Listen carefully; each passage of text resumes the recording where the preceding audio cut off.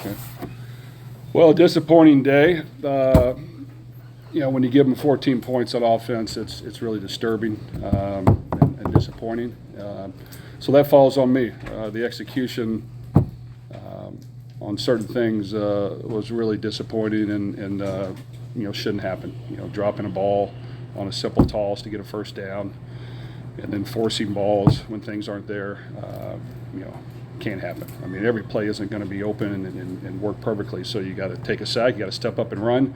There's a lot of things to do. So obviously, I'm not doing a enough job of practicing those things for them to show up and to give the other team 14 points. So did we play hard to the end? Yeah. Did we come back and tie the game? Yes. When these things happen, you got to kind of let this wound sting. You got to let it sting for a while. It's got to burn, and it's got to really bother you. If it doesn't bother you, then you shouldn't be playing football or coaching football. Losses are going to happen, but to give people 14 points like that, is very disappointing. So we've got to coach that better, analyze it, coach the small little details of it, practice throwing the ball away, stepping up and running the ball, taking a sack, finding the check down, catching simple balls. A lot of things that not getting dumb penalties, being more efficient up front. I mean, a lot of things to work on, and we still had a chance to win at the end, and didn't come through on a pass in the flat that we got to throw and catch and get in the end zone. But it's a loss that hurts, and we'll try to improve and get better and move on to the next game. Alexis. These differences being a starting straight game with giving up at least one defensive challenge. What do you feel like is the biggest struggle in Boston for you, or just what do you think is the biggest struggle with Rockets right now?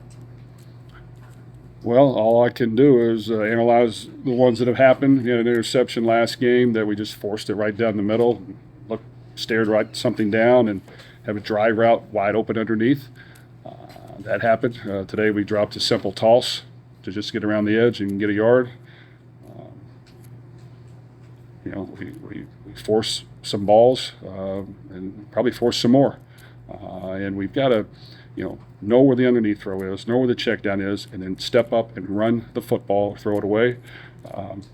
And you know what? We've got to have some running game and some other guys stepping up as well, not to put too much pressure on the quarterback. But, we can do better than that, and we need to do better than that, and we'll work hard to improve on that. Coach, it's good to talk about, Miller got a little out of sorts in the Pittsburgh game and then kind of settled down, got you guys back into the game against Pitt today in the third quarter. Seemed like you got a little bit out of sorts as well. When that happens, are you having a lot of conversations with him when he comes back to the sidelines? Like, what does that do to stabilize him and get him refocused? Well, we got to, we talk for sure. It's kind of the things I mentioned. You got to, stay locked in on a progression. You got to stick with it, and if it's not open or you get pressure, you got to run it or throw it away. When you throw it away, you got to throw it way out of bounds. If not, you just take the sack. So, some things came up, and that happened too many times today, so that was disappointing. So we got to practice it. We're going to have to just simulate some things and make sure we're doing some things better. Now, sometimes I don't know, maybe we weren't blocking very well either. But you just can't turn the ball over. You got to punt the ball. Let your defense play. We didn't punt at all in the first half, so you can't just expect you're never going to punt. I mean, you're going to get sacked every now and then. They're going to guard somebody. They're going to make a play and get a stop, and you live with it and move on. And we've got to definitely improve on that. Jess, you kind of touched on it, Jeff. The 5 sacks. Are you seeing different things with each of those sacks? Where do you see the most? We'll see a lot of things. I do think our offensive line needs to play better. I do. We got to be able to block movement better. We got to be able to pass block better. Got to be more consistent.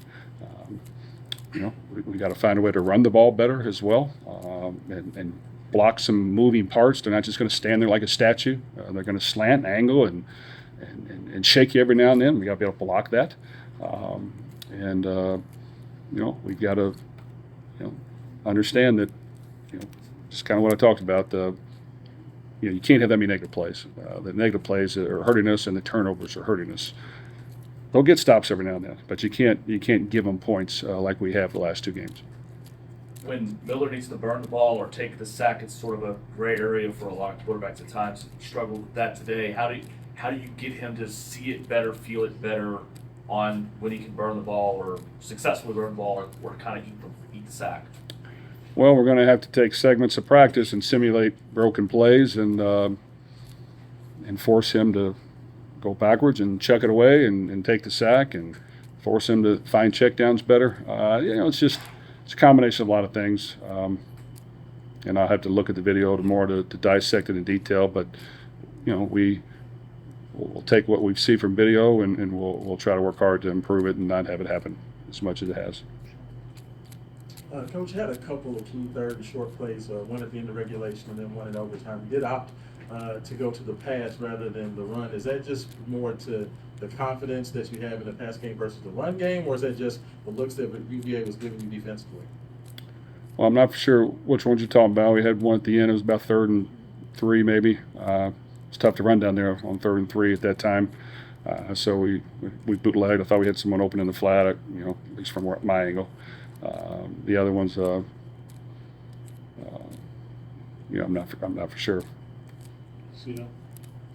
Jeff, as a play caller, how do you stay faithful to the running game when it's struggling? Because I'm assuming that you don't necessarily want to be going 45 plus times a game, but on the other hand, if you see it getting stopped, you got to try something different. Like how do you try and balance that now? Well, we were really efficient in the first half, other than the drop toss on offense, moving the ball, just beat ourselves, and there wasn't many possessions with the controlled passing game, getting the ball out of his hand, and then they changed some things up in the second half, played pass coverage, and did a couple of different things, and yes, the balance has to be better. We got to work hard to do that, and you get some running backs down. We got to get some guys in the backfield that are able to play and get them healthy, and that was a little bit of an issue with the stuff going on there. Last 2, Coach, on that pass to Isaac Brown, when they were complete, what did you see on that, like, your vantage point of get converted, remove the chains, and probably get 7 points out of it? I don't know. Obviously, I don't agree with it. So there's not a whole lot I can say on it. I didn't see it up close, but that's the call they made. Last one. Coach Duke went out early in the game. Is there any update on his status and what maybe him? Well, he's had an ankle. He tried to play with it, couldn't do it. Probably re-injured it again. Kiwan, he came back from a high ankle after 2 weeks. He's supposed to be out 4, so he's tried to play. So I give him credit there. We got to get the running backs healthy so that they can help us win.